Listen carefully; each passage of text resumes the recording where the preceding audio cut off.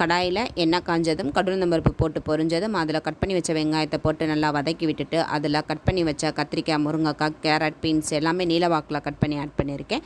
So அதை போட்டு நல்லா வதக்கி விட்டுட்டு அது கூடவே 2 தக்காளி, கொஞ்சமாக மஞ்சள் தூள், உப்பு இந்த காய்க்கு தேவையானதை போட்டு நல்லா மிக்ஸ் பண்ணிவிட்டு அது கூடவே 1 டம்ளர் அளவுக்கு தண்ணி, 1 இனுக்கு கருவேப்பிலையும் போட்டு மிக்ஸ் பண்ணி விட்டுட்டு மூடி போட்டோம் அப்படின்னா குக் ஆகிக்கிட்டு இருக்கும். அதுக்குள்ளே நம்ம ஒரு மிக்ஸி ஜாரில் கொஞ்சமாக தேங்காய்ச்சல், 5 பச்சை மிளகா, 1 ஸ்பூன் சீரகம், 4-5 பல் பூண்டு, 1 இனுக்கு கருவேப்பிலை போட்டு இதை கொரகொரப்பாக அரைச்சி எடுத்து வந்துக்கிறலாம். இப்போ பாருங்கள், காய் நல்லா குக் ஆகிருச்சு. இந்த காய்க்கு அவியலுக்கு காய் குழையக்கூடாது.